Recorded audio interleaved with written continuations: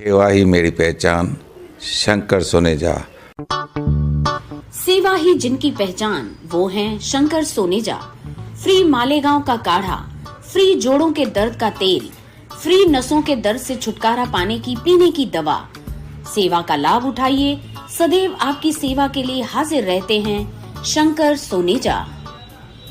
न घर ऐं गाड़ी फ्री में मिलंदी आहे ऐं न कपड़ो लतो, पर हा रिश्तो.com ते रजिस्ट्रेशन बिल्कुल फ्री में मिलंदी आहे, जिते 3000 खां वधीक प्रोफाइल्स रजिस्टर्ड आहिनि ऐं जिते ख़ास करे छोकरियुनि जा प्रोफाइल्स सेफ ऐं सिक्योर्ड रखिया वेंदा आहिनि। त जल्दी ही पंहिंजो नालो रजिस्टर करायो। थी सघे थो तव्हांजो जीवन साथी तव्हांजो इंतजार कंदो हुजे। रिश्तो.com, सिंधियुनि जो सिंधियुनि सां, ऑनलाइन सिंधी मैट्रिमोनी। नमस्कार, मैं राजेश दलवानी। आप देख रहे हैं उल्लास लाइन बुलेटिन। शहर की ताज़ा खबरें देखने के लिए हमारे न्यूज़ चैनल को जरूर सब्सक्राइब करें।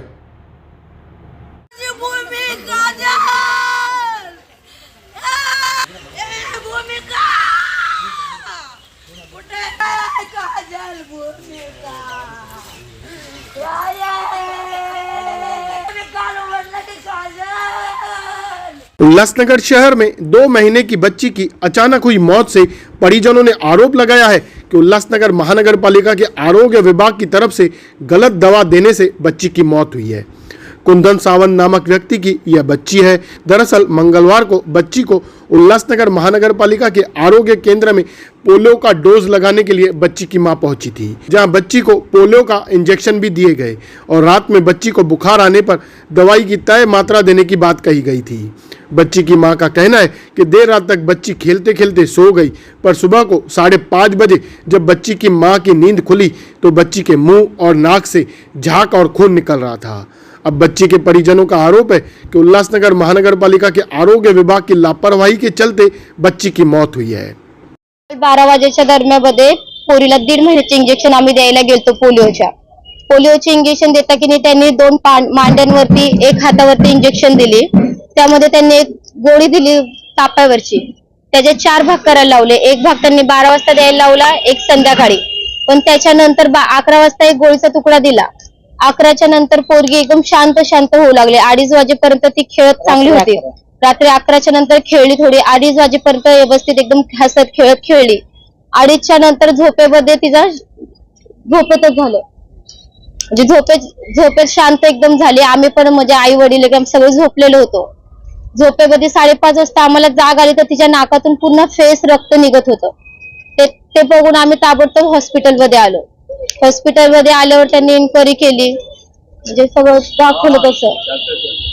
आता मुलगीचं आहे ना पाय एकदम निळे पडले एकदम, आणि त्यांनी एकाच दिवशी 3 इंजेक्शन दिली आणि त्या इंजेक्शन देता की त्यांनी हलगर्जीपणा भरपूर केलेला आहे। इंजेक्शन देताना त्यांचे एकमेकांसोबत बोलणं चाललेलं, बोलता इंजेक्शन दिली। आता इंजेक्शन त्यांनी कुठली दिली हे पण आपण सांगू शकत नाहीये, म्हणजे 1.5 महिन्याच्या पोरांची दिली का दुसरी कोणची इंजेक्शन त्यांनी बोलण्यामध्ये दिले ते पण सांगू शकत नाहीये।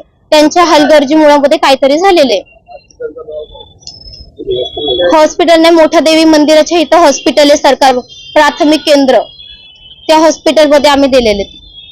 पण बाळ त्यांनीच मारलेलं आहे आणि 12 तासाच्या आधी मुलीचा जीव जात नाही। 24 तासाच्या आतमध्ये बाळाचा मृत्यू झालेला आहे, पण बाळ त्यांनीच मारलेलं आहे। आमचं बाळ जिवंत करून द्या, नाहीतर ह्यांना सजा झाली पाहिजे, हे आमचं म्हणणं आहे। कारण आमचं बाळ तुम्ही आता मारलं, उद्या तुम्ही दुसऱ्यांचं मारताल, लक्ष करून द्या, लक्ष बी देत नाही, लक्ष दिलेलंच नाहीये। आमचं सोन्यासारखं बाळ मेलं, सोन्यासारख्या बाळाचा तुम्ही जीव घेतला आमच्या 24 घंट्याच्या आतमध्ये।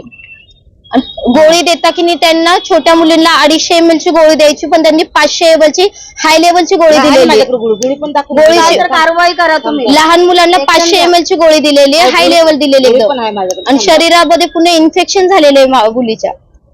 2 महिन्याच्या बाळाला देतात का?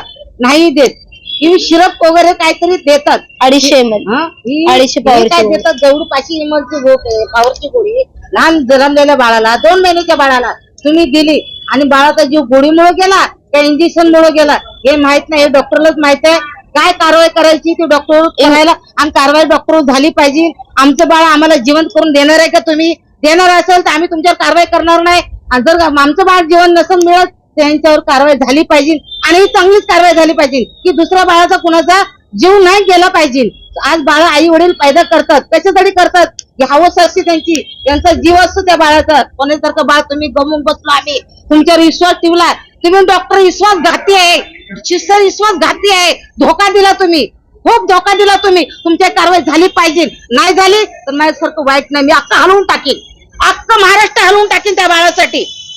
बच्ची की मौत को लेकर परिजनों के आरोप पर उल्लासनगर महानगर पालिका के आरोग्य विभाग की तरफ से क्या बताया जा रहा है, आइए वह भी जानते हैं। कुंदन सावंत उर्फ काजल, ये जो बच्ची थी उनके माता पिता द्वारा जो लेके आए थे वो हमारे हेल्प पोस्ट 4 जो मोटा देवी मंदिर के पास है, वहां पर उसका कल वैक्सीनेशन हुआ है। रूटीन नियमित लसीकरण हम जिसे बोलते हैं रूटीन इम्यूनाइजेशन, उसके लिए वो बच्चे को लेके आए थे। तो ये जो वैक्सीन दिया गया, उनका जो कहना है कि 3 वैक्सीन लगाया, तो मैं आपको ये दिखाना चाहूंगी, ये बच्चे का कार्ड होता है। ये जो शेड्यूल होता है कि उसे जो भी इंजेक्शन लगने होते हैं, ये माता पिता को हम लोग समझा के देते हैं कि कौन से इंजेक्शन लगने वाले हैं, और उसके हिसाब से ये गवर्नमेंट शेड्यूल के हिसाब से हम लोग इंजेक्शन लगाते हैं। और ये जो इंजेक्शन आते हैं हमारे पास, वो गवर्नमेंट सप्लाई के होते हैं, उसके मैन्युफैक्चरिंग एक्सपायरी डेट नोटेड होते हैं। एक वैक्सीन का जब वायल ओपन होता है तो उसपे हम लोग ओपनिंग डेट भी लिखते हैं और ओपनिंग टाइम भी लिखते हैं, क्योंकि हमें ओपन वायल पॉलिसी लागू होता है।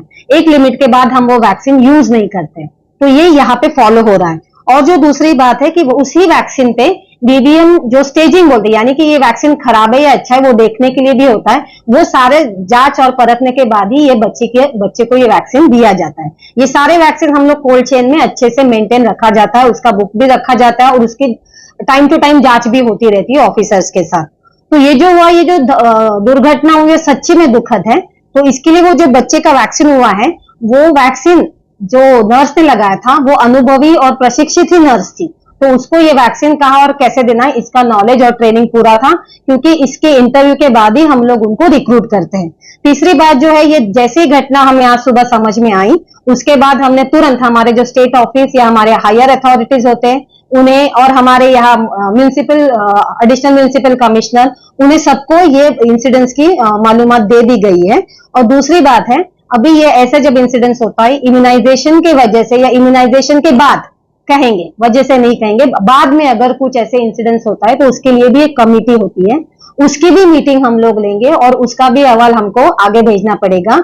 एक स्टेट की भी वैसी कमिटी होती है, वो भी आके इसकी जांच करेगी। और ये जिस रीजन से हुआ है ये अगर समझना है तो उसके लिए हमने सेंट्रल हॉस्पिटल से रिक्वेस्ट किया है कि वो पोस्टमार्टम जे हॉस्पिटल में फॉरेंसिक एक्सपर्ट द्वारा ही करवाए, और वैसे हमारी वो जो रिक्वेस्ट है वो मान ली गई है और अभी बच्चे को जे हॉस्पिटल में पोस्टमार्टम के लिए रेफर किया गया है। तो अभी इस पे अगर सविस्तर और जो क्लियर माहिती अगर हमको मिल सकती है तो वो पोस्टमार्टम के अहवाल आने तक ही होगा। Thank you. Ullas line bulletin को सब्सक्राइब करें, बेल आइकॉन दबाएं और देखिए उल्लास लाइन बुलेटिन की न्यूज़ सबसे पहले आपके मोबाइल पर।